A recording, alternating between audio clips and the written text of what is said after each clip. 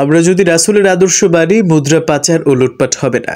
ধর্ম উপদেষ্টা ডক্টর আফম খালিদ হাসান বলেছেন, আমরা যদি রাসূলের আদর্শ মানি, মুদ্রা পাচার ও লুটপাট হবে না। একমাত্র রাসূল সাল্লাল্লাহু আলাইহি ওয়াসাল্লাম যা বলেছেন তা বাস্তবায়ন করে দেখিয়েছেন। আমরা সবাই বৈষম্যহীন সমাজের স্বপ্ন দেখি।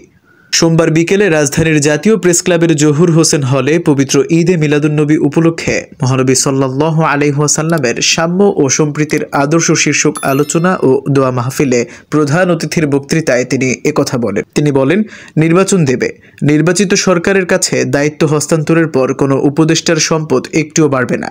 এজন্য উপদেষ্টাদের জন্য সম্পদ বিবরণকরণের ফর্ম তৈরি করা হয়েছে। সবাই সেখানে হিসাব দেবে এবং দায়িত্ব ছাড়ার পর আমাদের সম্পদ একটুও বাড়বে না বলে কথা দিচ্ছে। তিনি বলেন, আমরা নিজেদের সম্পদের হিসাব দিচ্ছি। ক্যাবিনেটে আমাদের জন্য সম্পদের বিবরণী জমা দেওয়ার ফর্ম তৈরি করা হয়েছে। আমরা হিসাব দিচ্ছি।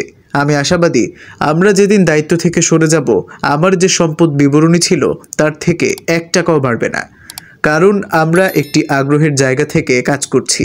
এই দায়িত্বে আসার আগে আমার অনেক আয় ছিল, এখন সেগুলো নেই। আবার জীবনের সোনালী অধ্যায় এই সময় আমি রাষ্ট্রকে সেবা করছি। ধর্ম উপদেষ্টা বলেন, এখন হিউম্যান ল, হিউম্যান রাইট সহ কত আইন তৈরি হয়েছে বিশ্বে, কিন্তু 1400 বছর আগে মুহাম্মদ সাল্লাল্লাহু আলাইহি ওয়াসাল্লাম ঘোষণা করেছেন সব মানুষ সমান, কোনো বৈষম্য করা যাবে না। তিনি আমাদের জন্য উত্তম চারিত্রিক নিদর্শন রেখে গেছেন। আমরা অর্থনৈতিক ও নির্বাচন বিষয়ে সংস্কার করে লেভেল প্লেয়িং ফিল্ড তৈরি করে দিচ্ছি।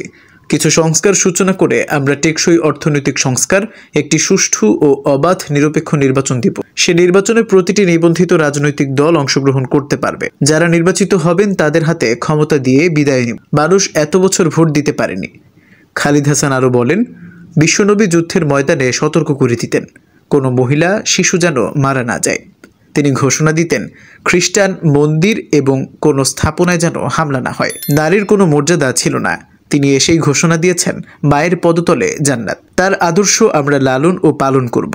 অনেক ব্যক্তি আছে যাদের দাড়ি টুপি সহ সুন্নতি পোশাক রয়েছে, অথচ তারা লুটপাট দুর্নীতির সঙ্গে জড়িত। এটা আমাদের জন্য অ্যালার্মিং। মুহাম্মদ সাল্লাল্লাহু আলাইহি ওয়াসাল্লাম বলে গেছেন, হারাম 1 ফোঁটা রক্ত কিংবা মাংস জান্নাতের প্রবেশ করবে না। ইসলামী লেবাস পরিধান করলে তা বাস্তবায়নকারী হতে হবে।